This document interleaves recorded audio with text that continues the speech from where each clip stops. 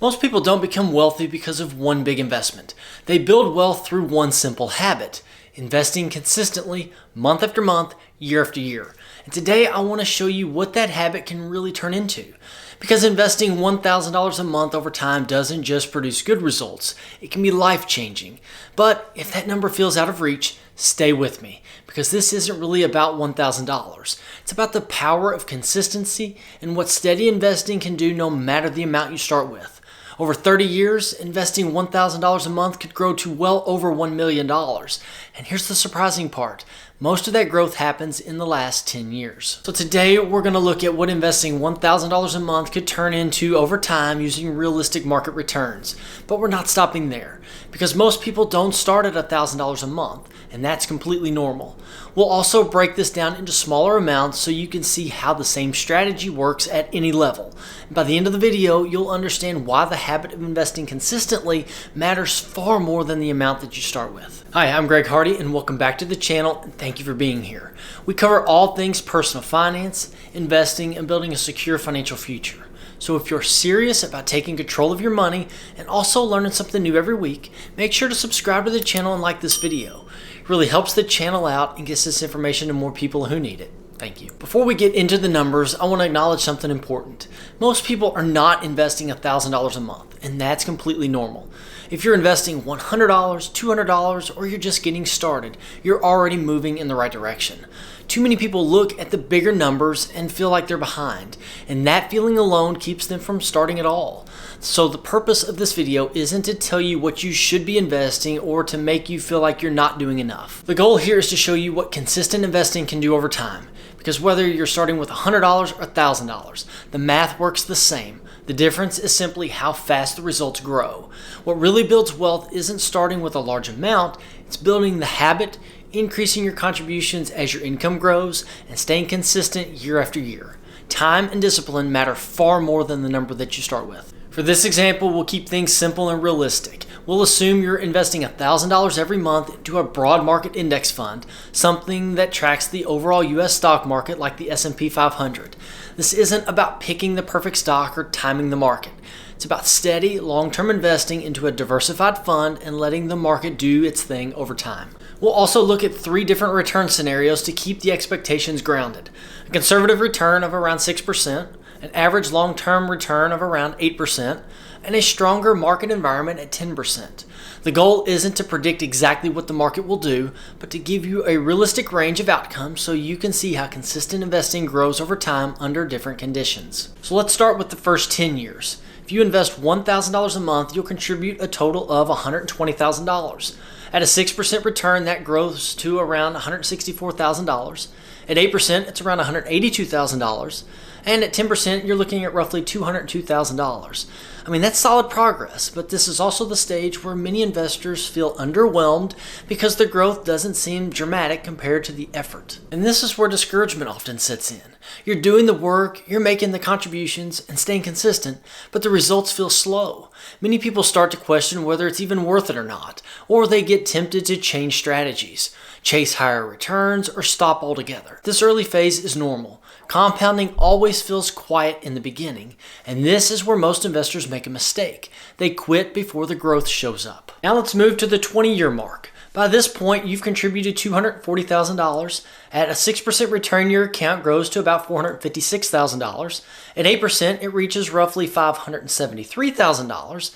And at 10%, you're looking at around $725,000. This is the stage where you start to notice something important.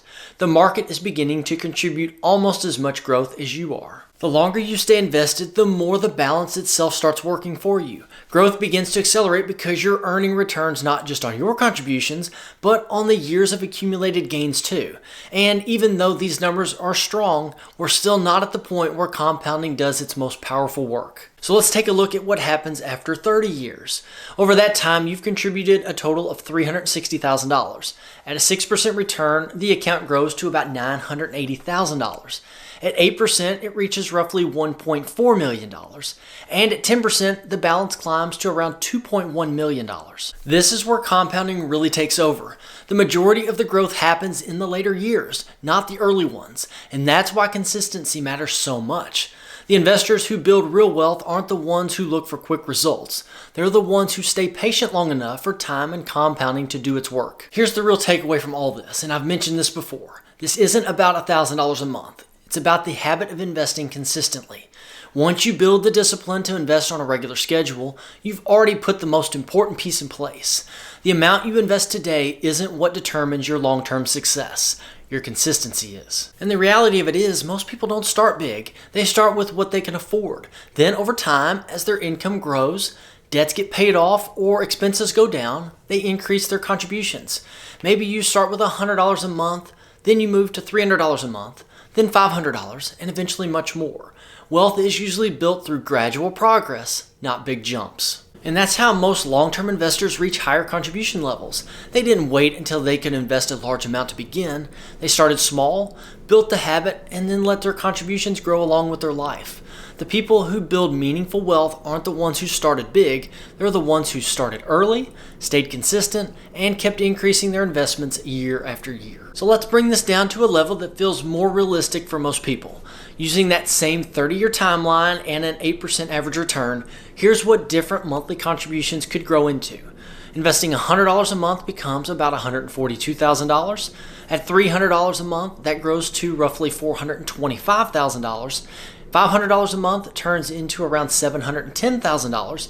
And as we saw earlier, $1,000 a month grows to about $1.4 million. It's the same market, same timeline. The only thing changing is the amount you invest each month.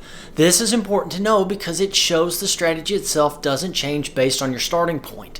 Whether you're investing a smaller amount or a larger one, the same long-term approach works. The difference isn't the method, it's simply the size of the contribution. The real lesson here is that even smaller amounts can turn into meaningful money over time. A lot of people think that if they can't invest a larger amount, there's no point in starting. But time matters more than size, especially in the early years. Starting earlier with a smaller amount is often far more powerful than waiting years until you feel like you can invest even more. And the truth is, most people don't stay at the same contribution level forever. As income grows, debts get paid down, or expenses change, contributions can increase. Maybe you start with $100 a month today, then move to $300 or $500 later. Each increase gives your future balance an even bigger boost. But none of that growth happens unless the habit is already in place. Every dollar you invest today has decades to grow. And when you combine time, consistency, and gradual increases along the way, even modest starting amounts can turn into life-changing results. Here's what this often looks like in the real world. In your 20s, maybe you're investing $100 a month because you're just getting established and your income is still limited. You might be paying off student loans, building an emergency fund, or simply learning how to manage your finances. The goal at this stage isn't to invest a large amount. It's to begin building the habit and getting comfortable with investing consistently. Then as you move into your 30s, your career often becomes more stable and your income begins to grow. Maybe you receive raises, change jobs, or pay off some debt. At that point, increasing your contributions to $300 a month or more becomes more realistic. You're not making a huge leap overnight. You're simply adjusting your investing to match your improving financial situation. And by your 40s and beyond, many people are in their peak earning years.